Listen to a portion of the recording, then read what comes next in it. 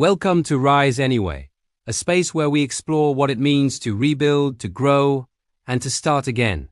I'm Guy Christ. Every episode is a quiet reminder that no matter how far you've fallen, you can always rise anyway. Rise Anyway, Episode 12, Jack Ma. From rejection to revolution, the boy rode his rusty bicycle through Hangzhou's mist, pedaling 40 minutes each morning to the lakefront hotel. He wasn't there to sell. He was there to learn. He guided tourists around West Lake, pointing out bridges, pagodas, and the reflections on the water in exchange for something priceless: English words. He did it for years, in rain and cold, until the sounds of another language became his window to another world. Later he would say, "Those mornings deeply changed me.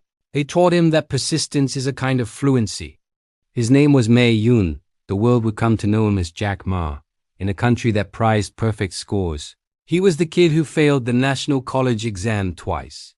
On the third try, he scraped through, studying English at a small teacher's college. He became a teacher after graduation, earning $12 a month. He wasn't rich, but he was useful. And for Jack Ma, that was enough. For now, rejection became his teacher. He applied for dozens of jobs and was rejected from all of them. 30 times. When KFC came to Hangzhou, 24 people applied. 23 got hired. He was the one they didn't pick. The police turned him down too. Even Harvard said no 10 times. He smiled when he told the story later. Because the lesson wasn't humiliation, it was calibration. "We have to get used to rejection," he said. "We're not that good yet." He didn't mean it with sadness. He meant it as math. If you stay in the game long enough, the odds start bending toward you. In the mid-1990s, Jack Ma visited the United States. In a small hotel room, he typed a word into a web browser: beer. He found pages from America, Germany, Japan, but none from China. That blank result wasn't disappointment. It was opportunity. He returned home and launched China Pages, one of the country's first internet ventures. It failed, but the bruises taught him what timing meant, what power meant, and what patience demanded. 1999. In his small Hangzhou apartment, Jack Ma gathered 17 friends and former students. They had no money, no connections, only a belief that the internet could open doors for small Chinese businesses. He called the company Alibaba. Open Sesame. Their mission: help a factory in Yiwu reach a buyer in Kansas. Connect the local to the global. They worked on folding tables, slept on floors, and built a dream the world didn't yet have a name for. For 3 years, Alibaba lost money. Banks refused to trust online payments. So Ma built his own system, Alipay. Everyone said it was stupid. But it worked, and it changed everything. It made e-commerce possible in a country that didn't yet believe in it. "If you solve other people's problems," he said, "you will be successful." While foreign competitors chased big clients, Alibaba chased small merchants.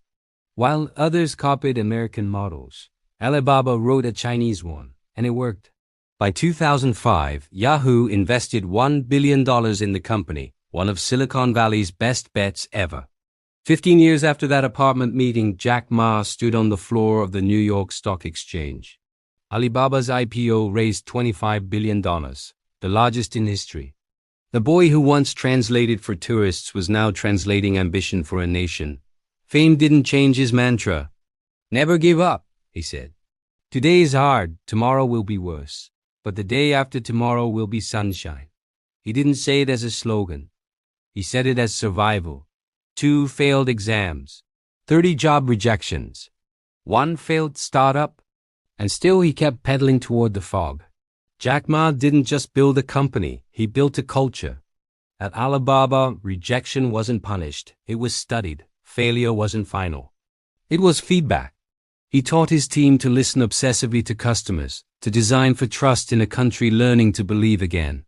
And when no one would protect small sellers, he did, putting customers first, employees second, shareholders third. He meant it, and the market rewarded it. He talked about IQ and EQ, but also LQ, the love quotient, because algorithms could optimize, but only humans could care. He promoted women into leadership, built systems for the overlooked, and believed that empathy was not soft, it was strategic. Jack Ma's rise mirrors China's own, a country rebuilding from scarcity, discovering its voice in the global market. Timing helped, but grit sustained. He didn't build for perfect conditions, he built for real people, in real uncertainty, with real belief. Years later, when regulation and politics caught up to him, he stepped back from the spotlight. But the principle remained: rejection is not a verdict. It's a variable. Change your inputs. Try again. Keep moving. Because sometimes the day after tomorrow really does bring sunshine. Jack Ma's story isn't a straight line from poverty to power. It's a cycle of rejection, redirection, and reinvention. The boy on the bicycle became the teacher became the founder became the symbol of possibility. He never stopped pedaling, because the lake was always waiting beyond the fog. Thanks for listening to Rise Anyway. If today's story moved you, share it with someone who might need a reason to keep going. You can follow the show for new reflections every week, and remember, you can't change the past, but you can always change the path you're on.